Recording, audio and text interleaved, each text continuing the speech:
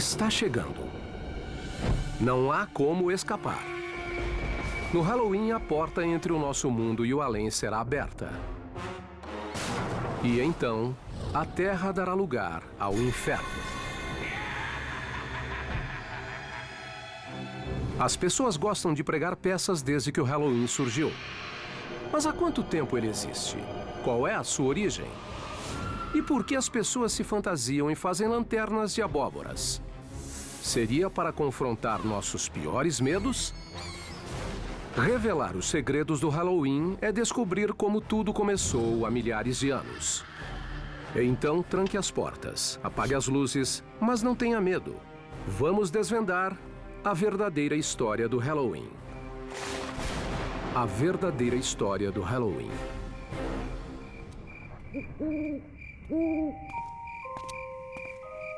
Como descrever o Dia das Bruxas sem parecer maluco? Crianças mascaradas batem à nossa porta e nos ameaçam. Em troca, nós lhes damos doces. Mas por quê? Por que esculpimos rostos em abóboras e colocamos velas dentro delas? E por que enfeitamos a casa com tumbas e caixões? A verdade é que sentimos grande prazer em assustar uns aos outros e matar de medo. No Halloween, você é outra pessoa. Serve para sair de sua própria pele. E acho que toleramos isso porque sabemos que é só por uma noite.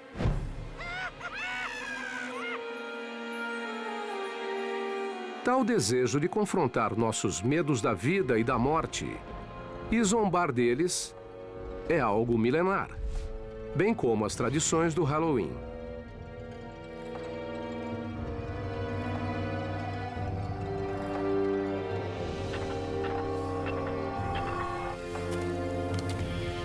Quando o Halloween teve início? A origem dessa data vem do calendário celta, quando as antigas tribos celtas dividiram o ano entre metade luz e metade trevas. E um feriado deles, o Samhain, foi o precursor do Halloween e marcava o início da metade das trevas. Há milhares de anos, os celtas, um dos primeiros povos da Europa, comemoravam o Festival da Colheita, acendendo fogueiras na noite de 31 de outubro para receber seu novo ano. Para os povos da antiguidade, colheita era questão de vida ou morte. Se a plantação não vingasse, todos morriam de fome. A morte sempre esteve por perto. A época da colheita era meio assustadora. Os dias eram mais curtos e as noites mais longas. Ninguém tinha certeza se a comida duraria até o inverno acabar. É provavelmente daí que vem essa atmosfera de pesadelo da data. Era meio que um aviso, cada vez mais frio e escuro. Fiquem juntos, fiquem em casa. E não deixem ninguém sair à noite. Mas os celtas acreditavam em outras coisas sobre o Samhain. O que marcava o Samhain na transição da luz para as trevas era a permeabilidade, a flexibilidade do tempo e espaço. E não só o espírito dos mortos, mas também do passado e de outras realidades podia vagar pela realidade da época e os humanos podiam entrar e se perder no outro mundo também. A linha entre a vida e a morte é muito tênue. Os vivos e os mortos podem se misturar. É isso que está na essência das comemorações do Halloween. Diz a lenda que na noite do Samhain, os vivos ficavam presos no mundo dos mortos e os mortos apareciam no mundo dos vivos. Mas a verdade é que pouco se sabe sobre o Samhain. Pode-se apenas supor que as fogueiras sejam um ícone familiar ao nosso Halloween, que serviam para atrair algo que ainda assusta muita gente: os morcegos. Antes da eletricidade, o único jeito de ver um morcego era acendendo uma fogueira. E, na verdade, eles sempre aparecem ao redor de uma fogueira porque eles comem insetos. E insetos são atraídos pela luz. Morcegos saem à noite, e a noite sempre causava medo. Se você acha que os morcegos são a melhor e a pior parte do Halloween, você tem que agradecer os povos antigos, principalmente os celtas. Mas eles não foram a única cultura a seguir tradições horripilantes. Outros povos também cultuavam seus mortos. Várias culturas reservavam um dia ou dois para fazerem rituais e lembrarem de seus mortos. O interessante é que muitas dessas culturas são do mesmo período, principalmente sociedades agrícolas. E se pensarmos bem, é na primavera que as coisas brotam do chão. Tudo ainda está verde e a colheita é feita em meados do verão. E ao longo do outono, quase no início do inverno, a plantação morre.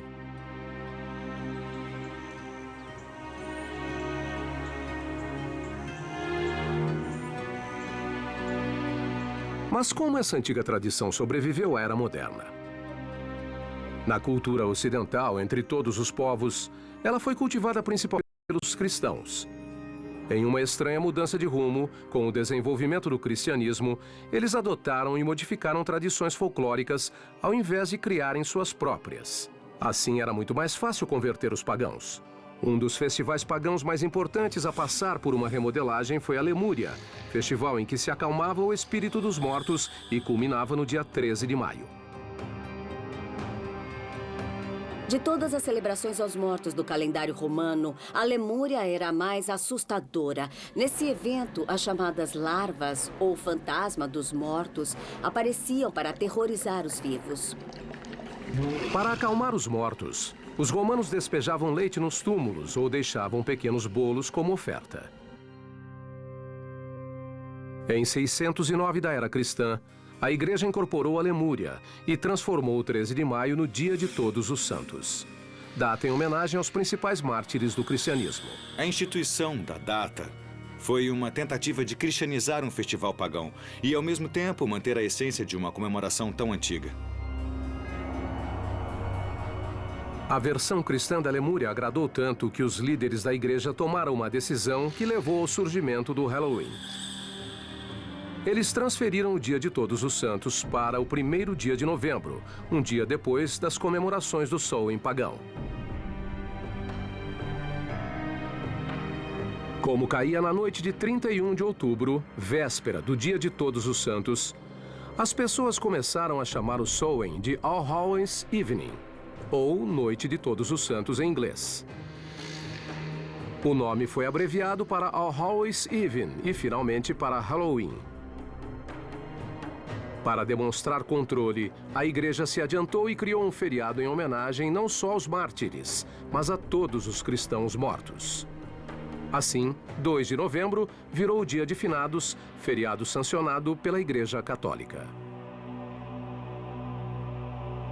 Foi muito importante para o Halloween, porque é onde se retoma a associação com os finados e com a morte e com o sobrenatural. Então, agradeça à Igreja Católica pela natureza assustadora do Halloween. Mas espere, ainda tem mais. A Igreja também ajudou a estabelecer a tradição do doce ou travessura.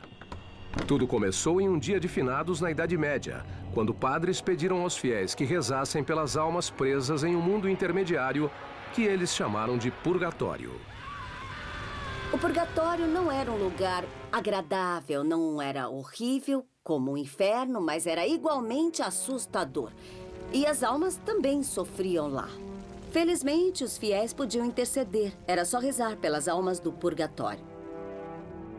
Mas como tirar as almas do purgatório? De acordo com a Igreja Católica, se os fiéis rezassem o bastante, poderiam mandar uma alma para o céu.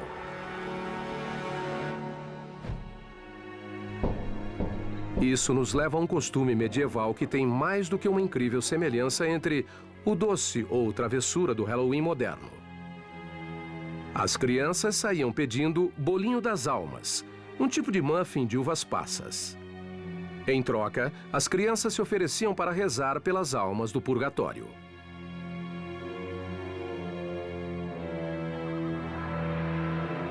Tal precursor do doce ou travessura se tornou uma obsessão para os cristãos da era medieval, bem como outra característica essencial do Halloween: as bruxas.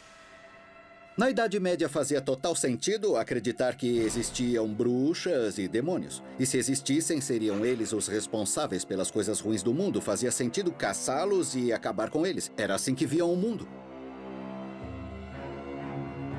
Uma histeria coletiva no século XVI ajudou a confirmar a aparência das bruxas, que para muitos é o ícone do Halloween. Geralmente mulheres, as bruxas eram vistas como ajudantes de Satã. Elas eram algo como curandeiras e as lendas foram passando oralmente ao longo das gerações. Até que, em algum momento, isso começou a... Muitos dos símbolos associados a essas mulheres, que geralmente viviam sozinhas e deviam ser meio excêntricas, se tornaram símbolos associados à bruxaria. À medida que cada vez mais mulheres eram acusadas de bruxaria, seus utensílios de cozinha ganharam dimensões sinistras e se tornaram ícones do Halloween. Até mesmo algo mundano, como uma vassoura, passou a ser instrumento de maldade, bem como meio de transporte. Outro item presente nesse imaginário era o utensílio em que elas faziam malignas poções: o caldeirão. O caldeirão era um utensílio comum, algo que todo mundo tinha em casa na Idade Média. Era um utensílio básico de cozinha. Já o chapéu pontudo é uma variação de um chapéu da mulher do campo da era medieval. E, claro, tem o traiçoeiro e misterioso companheiro de olhos brilhantes, o gato. Não surpreende que os gatos sejam associados a bruxas e ao Halloween. Eles são meio enigmáticos. Não dá pra saber o que se passa na cabeça deles. Além disso, ficavam perto do fogão a lenha e das vassouras, e por isso estão associados à bruxaria e também ao Halloween. Gatos pretos e bruxas, tumbas e fantasmas. Os elementos do maior e mais assustador festival dos Estados Unidos começavam a tomar forma. Tais ícones logo ganhariam o resto do mundo e ajudaram a criar a mística que conhecemos até hoje.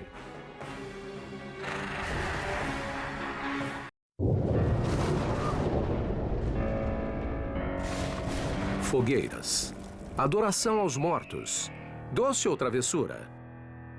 Os elementos do Halloween moderno já assustavam as pessoas no início do século XVII, mas ainda não haviam sido reunidos em uma data específica.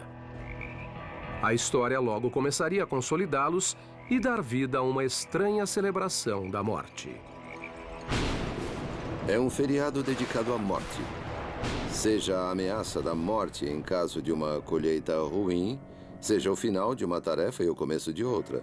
Essa ideia de ciclo infinito de vida, morte e renovação faz parte de muitas datas comemorativas e não só do Halloween. Essa época viu a contínua influência de um dos ícones mais coloridos do Halloween, a máscara, que surgiu quase ao mesmo tempo que outra tradição do evento, a destruição. Alguns foliões mais exaltados também se embriagavam no dia de Todos os Santos e ameaçavam aqueles que não lhes dessem comida ou bebida. As máscaras serviam para esconder a identidade. As fronteiras entre os vivos e os mortos, e entre as regras sociais e a anarquia, ficavam estreitas na noite do Halloween. Na Inglaterra, eles cultivavam tradições específicas como vestir fantasias e bater de casa em casa, dando pequenas peças. Ao final da apresentação, eles ganhavam o que comer e, às vezes, dinheiro. Seria um doce ou travessura? Não exatamente, mas a semelhança é evidente. Na Inglaterra do século XVII, muitos desses costumes aconteciam somente nas áreas rurais. Mas logo ganharam força na cidade graças a um terrorista católico chamado Guy Fawkes. Em 5 de novembro de 1605, Fawkes tentou explodir o parlamento inglês usando 36 barris de pólvora. Guy Fawkes foi julgado, condenado e enforcado. Segundo a lenda, seu corpo foi drenado e esquartejado e os pedaços foram lançados ao fogo. No ano seguinte, no aniversário do fracasso do plano, as crianças de Londres zombaram da memória de Guy Fawkes, promovendo caos nas ruas, saindo em desfile, pedindo prendas e acendendo fogueiras. Hoje, na Inglaterra, esse é chamado o Dia de Guy Fawkes, ou a Noite da Fogueira. O dia de Guy Fawkes é em 5 de novembro, bem perto do dia de Halloween, e grande parte da energia concentrada no Halloween vinha do dia de Guy Fawkes. Embora ainda não fosse Halloween, todas as características estavam ali. Crianças e adultos aproveitando a escuridão para se soltarem. Será que essa forma de celebração pagã conseguiria atravessar o Atlântico e macular o santuário do Novo Mundo? Não, se os puritanos chegassem antes. Os puritanos criavam sua visão de mundo inspirados na Bíblia. E na Bíblia você não encontra apenas Deus, mas o mal, os demônios, anjos, todo tipo de entidades sobrenaturais. E é nisso que eles prestavam atenção. Nas forças maléficas, na maldade. Para os puritanos da Nova Inglaterra, o sobrenatural era uma terrível força do mal, e não apenas uma inofensiva superstição que inspirou um feriado. Apesar do esforço para matar a tradição do Halloween, alguns adeptos da comemoração do dia de Guy Fawkes desembarcaram na América. Outros colonizadores toleravam e até aceitavam as tradições que os puritanos tanto temiam. E assim, foram plantadas as sementes do evento que logo se tornaria o Halloween americano.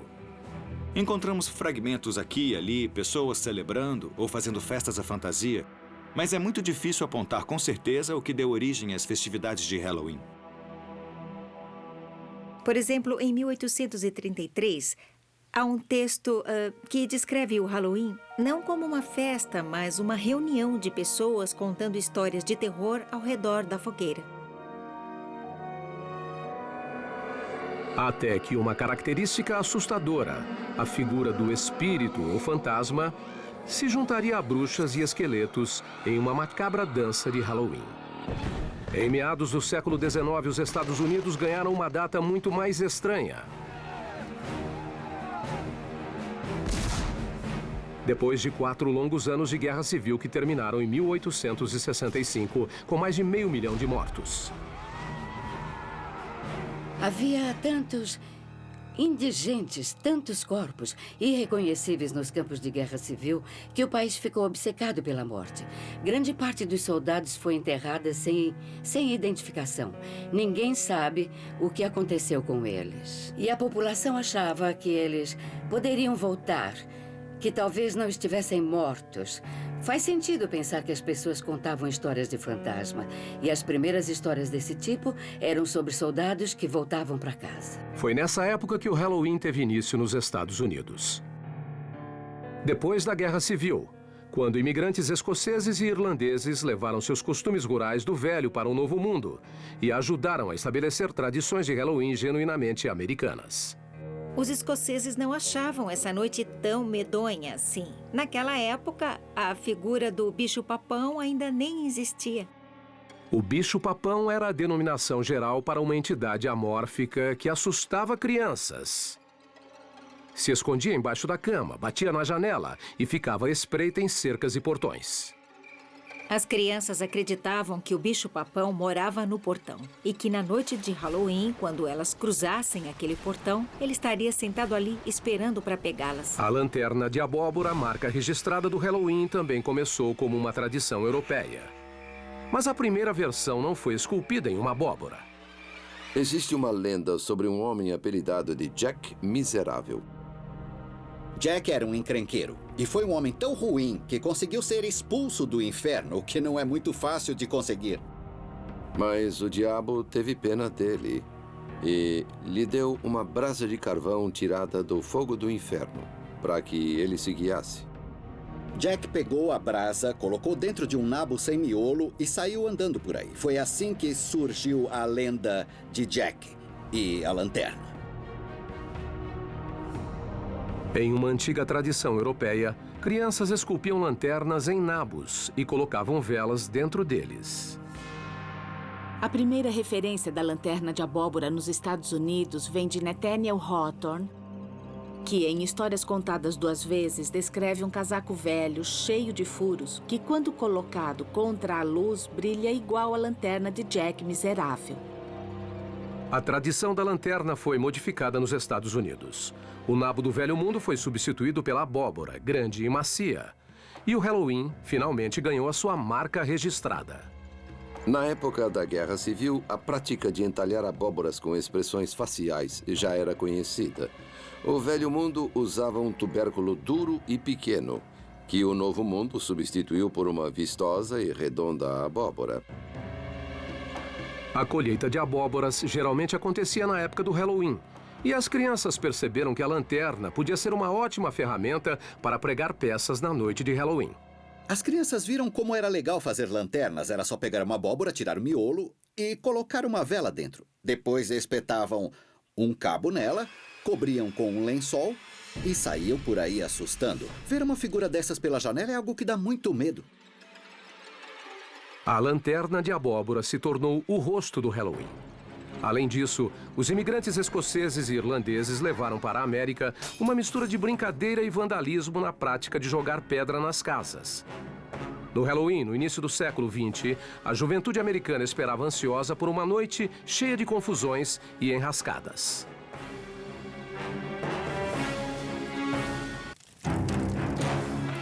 O Halloween fez uma sombria e assustadora jornada desde suas origens celtas há séculos e séculos. Na Idade Média, tornou-se uma data cristã em homenagem aos mortos.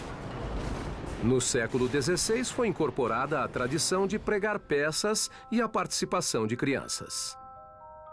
Em 1800, o Halloween chegou às grandes cidades dos Estados Unidos. Mas a fantasmagórica face do Halloween foi reinventada em tons de laranja e preto na virada do século XX. Pela primeira vez, artistas da época reuniram elementos macabros e associaram ao evento. Esqueletos, teias de aranha, lanternas de abóbora e morcegos. Foram eles quem definiram o visual do Halloween que conhecemos até hoje. Entre esses ícones estão os fantasmas de lençóis brancos. Aquele lençol que os fantasmas usam vem da mortalha, o pano em que os cadáveres eram enrolados para serem sepultados. E a lanterna de abóbora. A boca escancarada é uma alusão à face da morte, bem como o buraco triangular do nariz. Mesmo quando a expressão é de alegria, ainda há uma conotação da morte na imagem. Os demônios com chifres vêm da descrição medieval de Satã. E as bruxas, da histeria da caça a feiticeiras que assolou a Europa e a América puritana. As bruxas se tornaram populares na primeira parte do século XX e foram incorporadas ao Halloween de forma natural. Mas houve uma mudança na maneira com que as bruxas eram retratadas. No século XIX, elas pareciam velhas, tinham um nariz enorme e aquela verruga peculiar. Já as bruxas do século XX eram um pouco mais bonitas.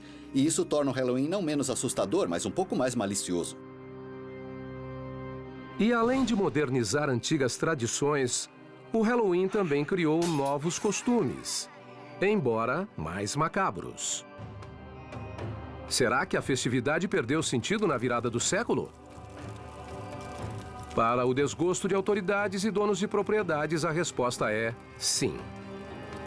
A gente saía para aprontar um monte de traquinagens. Naquela época, os carros pareciam bugs. Os meninos maiores pegavam um bug e subiam em um monte de feno. Depois, mais uns 10 garotos iam empurrando o monte acima e deixavam o bug lá em cima. Era divertido. E nunca ninguém fez nada realmente destrutivo. Só travessuras. Mas muitos consideravam essas brincadeiras destrutivas. Geralmente pregadas por adolescentes, as peças invadiram cidades como Chicago e Filadélfia. Na década de 1920, o Halloween começou a adquirir traços caóticos e as travessuras ficavam mais perigosas. As travessuras iam além de apenas tacar abóboras. As crianças pegavam sabão e passavam nos trilhos para que os bondes descarrilassem e os passageiros se machucassem. Elas tiravam as escadas móveis da porta das pessoas para que elas caíssem. Provocavam incêndios, apedrejavam janelas e faziam todo tipo de ação destrutiva. Na comunidade rural, os jovens desmontavam carroças e as remontavam em telhados. Também abriam as porteiras de fazendas para que os animais escapassem. Uma travessura tão popular em algumas regiões que na véspera de Halloween era chamada de Noite da Porteira. Em outros lugares era a Noite das Diabruras ou a Noite Infernal. Durante a Grande Depressão, as travessuras eram em parte produto de uma fase de desespero ou uma desculpa para extravasar. Mas o país já estava cheio de problemas e muitas comunidades não conseguiam nem comprar comida, quanto mais limpar a bagunça deixada por vândalos. O Halloween de 1933 foi apelidado pelos jornais de Halloween Negro, por causa da destruição que muitas cidades sofreram. Os jovens deixaram de fazer brincadeiras inocentes para estourar postes de luz, incendiar casas e quebrar vidros de carros. Para continuar existindo, o Halloween teria que passar por mudanças. Escolas, departamentos de polícia e outros grupos civis promoveram com consciência e pulso firme a ideia de um Halloween mais tranquilo. Os grupos inventavam vários tipos de atividades para divertir as crianças. Festas nas ruas, concursos de fantasia, jogos. Tudo para evitar que elas vandalizassem e voltassem a se divertir. Empresas como a Denison e a Barstow também contribuíram com a causa civil. A Denison lançou uma série de livros temáticos chamada Boogie Books, que ensinava maneiras de transformar o Halloween em uma noite mais festiva e menos violenta. A Denison foi uma das primeiras empresas a perceber que o Halloween podia ser muito lucrativo. Os produtos temáticos que eles lançavam eram vendidos no varejo em drogarias de todos os Estados Unidos. Eles também foram pioneiros no lançamento de máscaras e fantasias de papel. Era a primeira vez que fabricavam roupas especialmente para a ocasião do Halloween. Antes disso, as fantasias eram feitas em casa.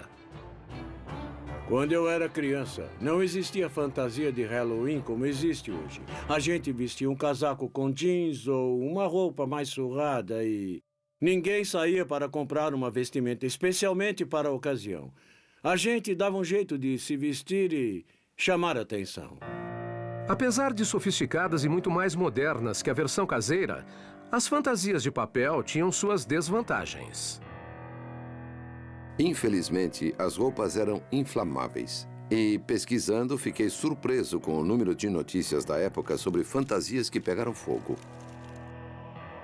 Outras empresas logo entraram no ramo de fantasias infantis para o Halloween e começaram a produzir peças mais duráveis.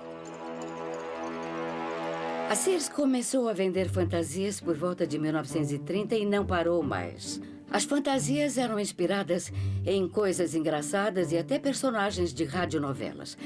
Havia modelos para festas, para desfiles na rua, para festas na escola e na igreja. O Halloween virou um grande evento social. Os desfiles de Halloween ajudaram a tirar a festividade das sombras e levá-la ao conhecimento público geral. Em 1905, Allentown, Pensilvânia, pode ter promovido o primeiro desfile de Halloween, mas logo outros seguiram. Toms Rivers, Nova Jersey, em 1919 e Anoka, Minnesota, em 1920. Desde então, Anoka tem um desfile anual na ocasião. Na verdade, a cidade se auto-intitula Capital Mundial do Halloween.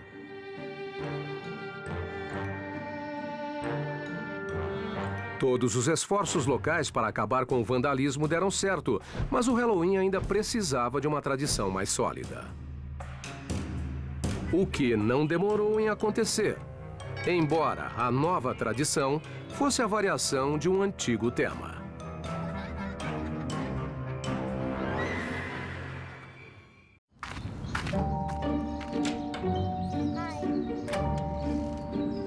Doce ou travessura? A frase é sinônimo de quilos e quilos de guloseimas dentro de fronhas e abóboras de plástico na noite de 31 de outubro. Embora seja uma tradição milenar, a frase doce ou travessura não tem mais que 100 anos de existência.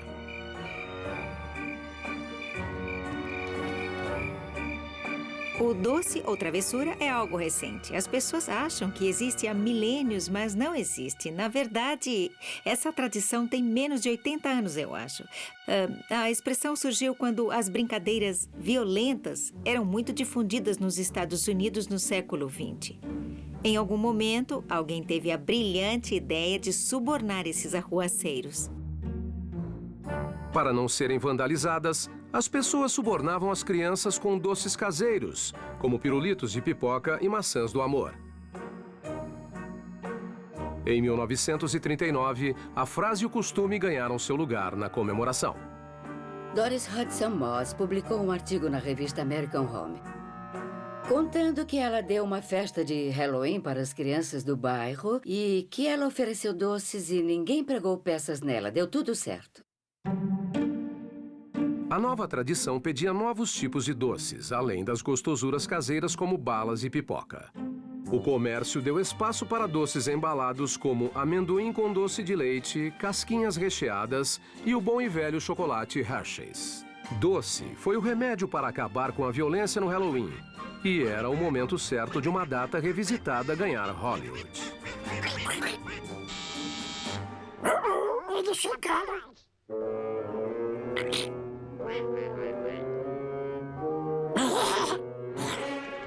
Olá, meninos!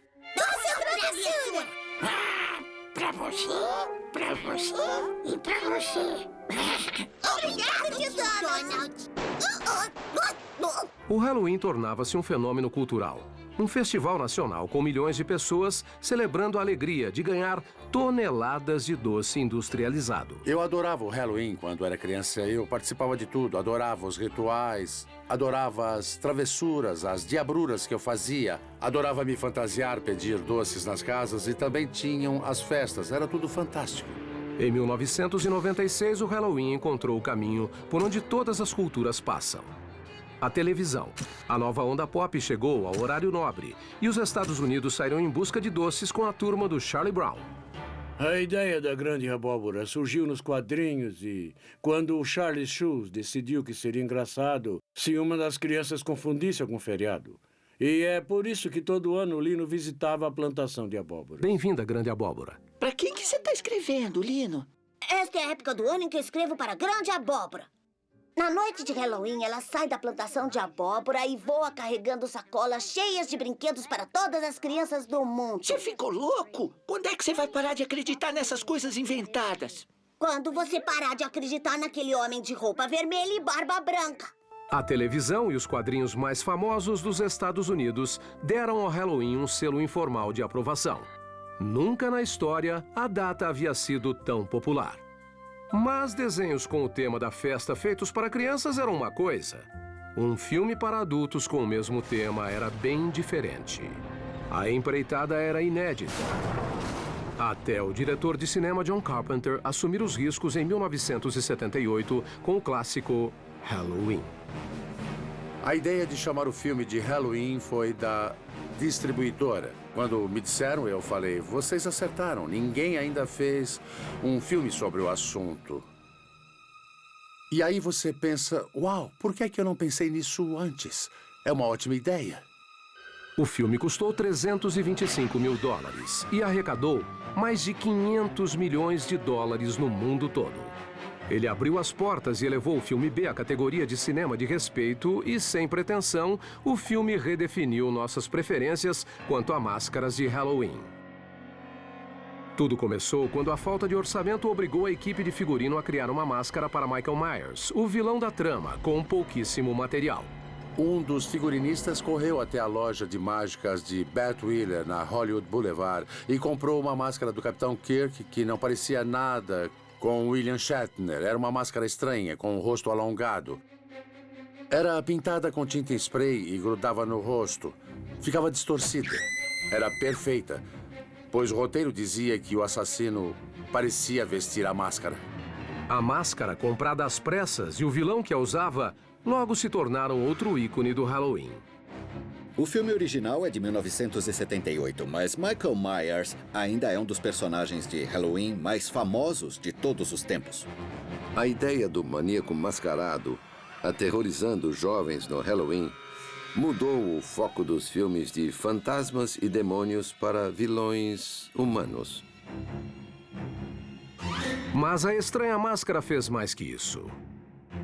Ela ajudou a redefinir os limites do sentido de esconder o rosto no Halloween e apresentou uma nova face à comemoração. A face de um novo milênio.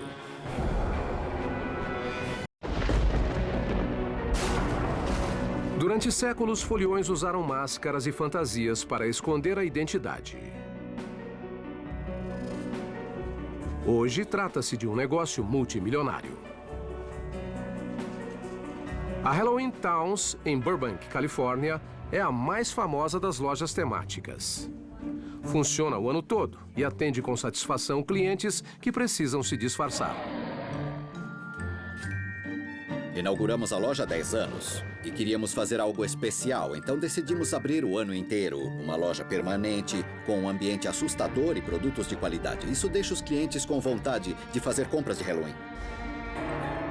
A loja está repleta de produtos temáticos, mas o carro-chefe da Halloween Towns é a máscara.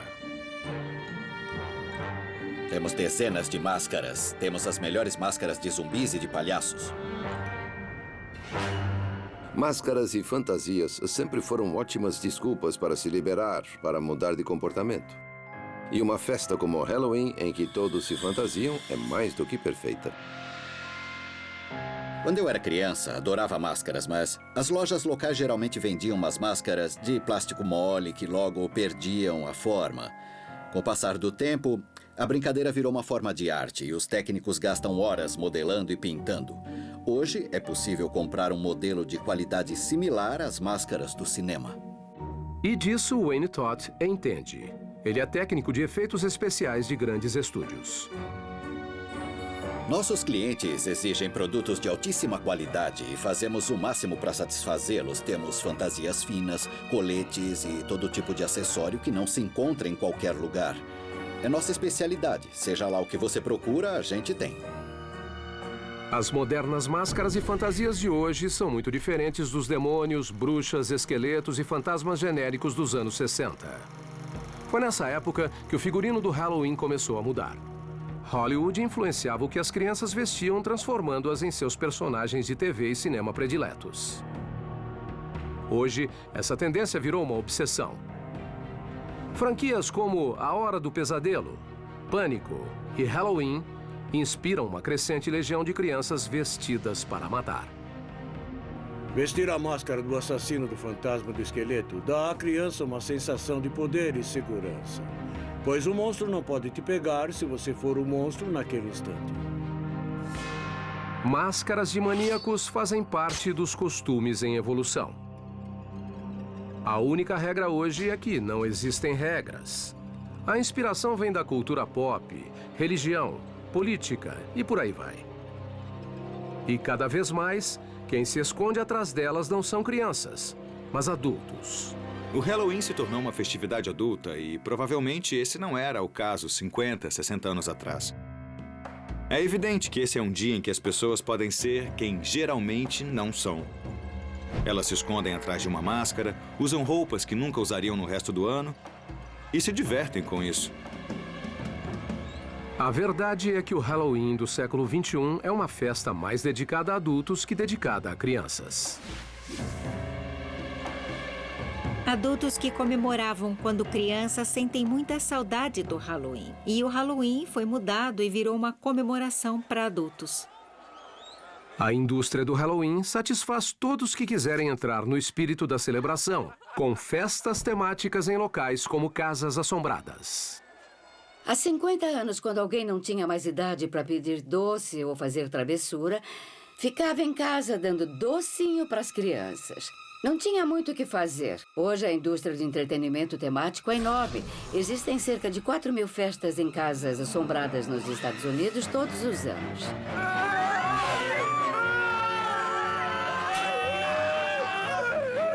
Eu adorava casas assombradas. Me fascinavam e me aterrorizavam na infância. Mas as casas assombradas não são o único lugar em que os adultos podem ir no Halloween. Em festas como o desfile de Halloween de Greenwich Village, em Nova York, e o carnaval no Halloween, em West Hollywood, a comemoração ganha ares um pouco mais loucos e maliciosos. O Halloween Gay é um acontecimento em São Francisco, em Los Angeles e, claro, foi incorporado às festas em Nova York. Mas o que atrai é essa ideia de virar o mundo do avesso e ser quem você nunca foi ou gostaria de ser. Trata-se da eterna obsessão americana com a autotransformação. E acho que esse foi o combustível do Halloween nos Estados Unidos. O Halloween sexualmente liberal cruzou os limites entre adultos e somente para adultos. Se analisarmos as fantasias vendidas para adultos, especialmente as femininas, parecem roupas usadas por prostitutas ou coisas como enfermeira sexy, doméstica sexy, qualquer coisa sexy. Os adultos deram um passo à frente.